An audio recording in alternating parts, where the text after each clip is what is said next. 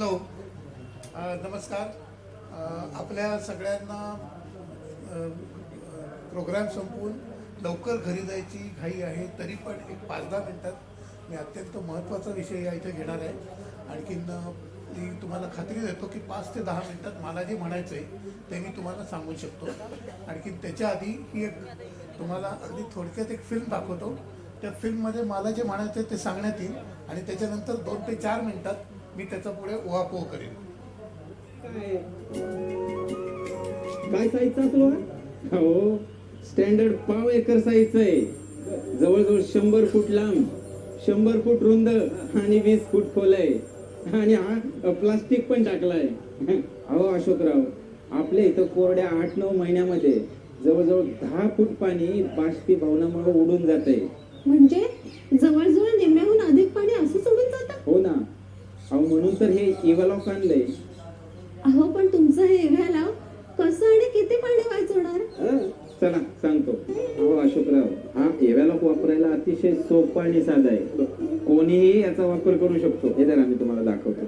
हा आपला एव्हॅलॉक. ह्याच्यावरची पिशवी कैचीनं कापून टाकू. हे प्लास्टिकचं पूर्ण कव्हर काढून टाकायचं. ही झाली जाळीची इव्हॅलॉकची पिशवी. याच्यामध्ये 20 फुटाची दोरी असते. त्या दोरीचं एक टोक ह्या इव्हॉल्वला बांधायचं आणि याला गाठ मारायची. आणि या बॉक्स मध्ये दुसरी एक जाळीची पिशवी दिलेली असते. ह्या जाळीच्या पिशवीमध्ये 2-3 दगड टाकायचे आणि या दोरीचं दुसरं टोक ह्या जाळीच्या पिशवीला बांधायचं, गाठी मारायच्या, ज्याच्यामुळं ही दोरी सुटणार नाही. आता हे संपूर्ण झालं आपलं इव्हॉल्व.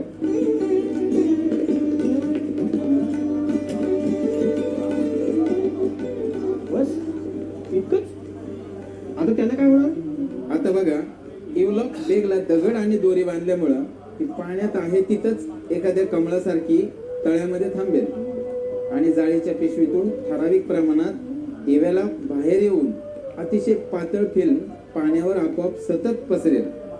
त्याच्यामुळे बाष्पीभवन कमी होईल. पण विलास, ही बॅग तुला किती दिवस पुरणार? तर ही बॅग दर 5 दिवसांनी नवीन टाकत राहायची. आता कळलं तुमचा जादूचा कव्हर. भारी आयडिया आहे. पण पाणी किती वाचणार? चला सांगतो मी. आता अशोकराव, हे बघा, पाव एकरच्या तळ्यातून 8-10 फूट म्हणजे जवळजवळ 300 टँकर एवढं पाणी वाया जातंय बघा. आता हा इव्हॉल्व वापरून साधारणपणे 35% म्हणजे जवळजवळ 100 टँकर एवढं पाणी आपलं वाचतंय.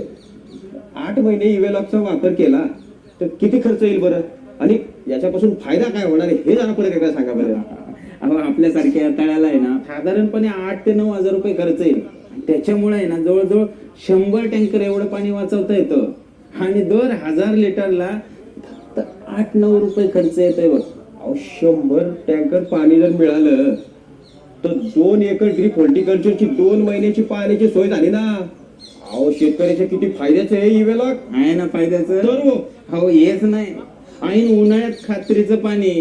आता मला सांगा, ह्या असल्या उन्हाळ्यात तुम्हाला कोण पाणी देणार आहे का? नाही ना. आणि ह्या पोटच्या पोराप्रमाणे सांभाळलेल्या बागा जळताना काय बघत बसायचं होय आपण? नाही तर आवाच्या सवा पैसे द्यायचे त्या टँकरला. त्यापेक्षा हुशारीनं इव्हॉल्व वापरून काही 1000 रुपयात लाखो लिटर पाणी आपल्या तळ्यात साठवता येतं का नाही? अगदी खरं आहे. अहो उन्हाळ्यात ह्या इव्हॉल्वमुळे पाण्याचा प्रश्न सुटला म्हणा की.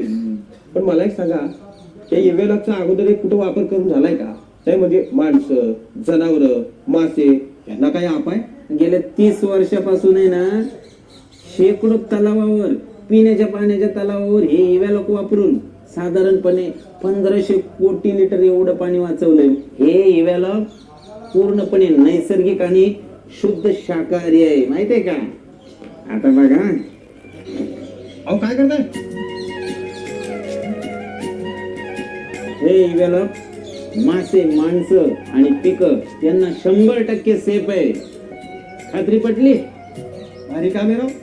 अहो इव्हॉल्व म्हणजे शेतकऱ्यांची इन्शुरन्स पॉलिसीच आहे म्हणा की. मग हे इव्हॉल्व सगळ्यांनी वापरलं पाहिजे का नाही? सगळ्या शेतकऱ्यांना सांगा हे इव्हॉल्व वापरा. हां, तर हा इव्हॉल्व काय करतं त्याच्याबद्दलची माहिती तुम्हाला सांगून झाली. पण आत्ता तुम्हाला सगळ्यात सांगायचं महत्त्वाचं असं होतं की पाण्याचं बाष्पीभवन हे अदृश्य रीतीने आणखीन अत्यंत स्लो होत असल्यामुळे आपल्याला ते कधी कळतच नाही, आणखीन ते आपण कधी गृहीत धरत नाही. आणि अचानकरित्या आपल्याकडचं पाणी कमी झाल्यावरती म्हणजे साधारण ऊन चालू झाल्यावर त्याचा तुम्हाला काहीही उपयोग नसतो. म्हणजे ह्याचा थोडा कंपॅरिझन करायची झाली तर पूर्णपणे प्लॅनिंग केल्याशिवाय तुम्हाला समोरच्या पाण्याचं समोरच्या आपण म्हणतो तुमचं वॉटर मॅनेजमेंट म्हणजे तुम्हाला किती पाणी लागणार आहे याचं बॅलन्स शीट मांडून त्याचं प्लॅनिंग करायला लागतं. आणखी त्याच्याकरता हे इव्हॅलॉक किंवा पाण्याचं लाईनिंग केलेला तलाव या दोन गोष्टींशिवाय तुम्हाला खऱ्या अर्थाने खात्रीच्या शेतीच्या इन्कमसाठी पर्याय नाही आहे. एवढंच मला एक सांगायचं होतं. याच्याबद्दल कोणाला काही शंका असतील तर ते विचारू शकतात. Anybody has any questions marks? दाखवलं ते आम्हाला सहज मिळवता येईल का? काय म्हणजे विकत घेता येणार का हे आम्हाला सहज? हे इव्हॅलॉक तुम्हाला सहज विकत घेता येण्यासारखं आहे. आजपर्यंत हे इव्हॅलॉक फक्त मोठ्या तलावावर सरकार किंवा कंपन्याच वापरत होते, पण आता हे मुद्दाम तुम्ही पाहिलेलं पॅकिंग शेतकऱ्यांचे शेततलावाचा आकार गृहीत धरून त्याप्रमाणे केले. मला इथे बाहेर आमच्या स्टॉलवरती आमच्या बुकलेटवरती आमची माहिती मिळते. तुम्हाला एस टी पार्सलनी महाराष्ट्रात कुठेही मिळू शकतं. माझं म्हणणं आहे की हे मोठ्या शहरातच खेड्या ग्रामीण भागामध्ये उपलब्ध होणार का? हो, कुठेही तुम्हाला आता इंटरनेटचं युग आहे. तुम्ही कुठेही बँकेतनं पैसे भरू शकता आणि तुम्हाला एस टी पार्सलनी कुठल्याही तालुक्याला पार्सल मिळू शकतं. अजून कोणाला काही प्रश्न आहेत का?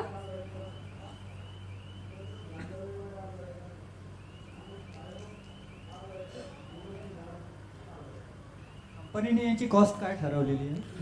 आता तुम्ही या फिल्ममध्ये पाहिलं त्यावेळेला त्यांनी सांगितलं की 1000 लिटर पाणी वाचवायला तुम्हाला 7 ते 8 रुपये खर्च येतो. आता 7 ते 8 किंवा 7 ते 9 हा कसा? तर जर का तुम्ही हाय इव्हॅपरेशन एरियात असाल, म्हणजे आता हे नागपूर हाय इव्हॅपरेशन किंवा जळगाव, तर त्या तिथे तुमचं सेव्हिंग जास्त आहे आणि कॉस्ट कमी आहे. म्हणजे तिथे कदाचित तुम्हाला 7 रुपयात 1000 लिटर मिळू शकेल. पण जिथे कमी इव्हॅपरेशन एरिया आहे म्हणजे असे पुण्यासारखा एरिया आहे त्या तिथे थोडं हे महाग पडतं, कारण तुमचा खर्च तेवढाच असतो.